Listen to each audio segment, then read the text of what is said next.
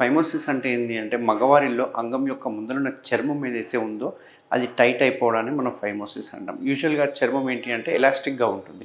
So, మనం లాగంగానే వెనక్కి back వచ్చేసేయాలి. మంచిగా పుల్ బ్యాక్ అవ్వాలి. కానీ కొందరికి ఏమవుతుందంటే అది వెనక్కి అవ్వదు. అలాగే టైట్ అయిపోతుంది. కొందరికి స్ట్రక్ అయిపోయినట్టుగా ఉంటుంది. కొందరికి పెయిన్‌ఫుల్‌గా ఉంటుంది. కొందరికి కింద అటాచ్‌మెంట్ టైట్ అయిపోతుంటుంది. కొందరికి వెనక్కి కొంచెం వరకు పుల్ చేసుకోనికి వస్తుంది కానీ ఎరెక్షన్ అప్పుడు అసలకి రాదు.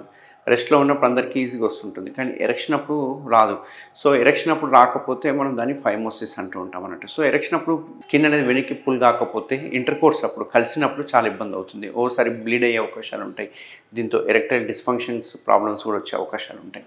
సో, చూసుకుంటే ఇది పెనిస్ అనుకుంటే గనక ఈ పెనిస్ ముందరున్న చర్మం ఏదైతే ఉందో ఫ్రంట్ చర్మం స్ట్రెయిట్‌గా ఉంటుంది. బట్ కిందున్న చర్మం మాత్రం ఇక్కడ అటాచ్ అయ్యి ఉంటుంది.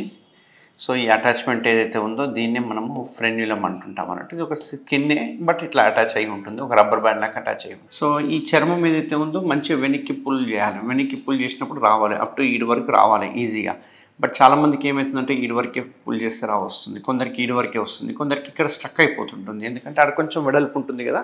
సో, అక్కడ స్ట్రక్ అయ్యే అవకాశాలు ఉంటాయి. కొంచెం పెయిన్‌ఫుల్‌గా కూడా వచ్చే అవకాశాలు ఉంటాయి. సో, అట్లుంటే మనకు మామూలుగా అంగం చిన్నగా ఉన్నప్పుడు ఈజీగా వస్తుంది. కానీ ఎరెక్షన్ అయినప్పుడు రాదు. బట్ ఇంపార్టెంట్ ఏంది అంటే ఎరెక్షన్ అయినప్పుడు చర్మం ఫ్రీగా మూవ్ అవ్వాలి. అప్పుడే మనం కలిసినప్పుడు ఎటువంటి ఇబ్బంది ఉండదు.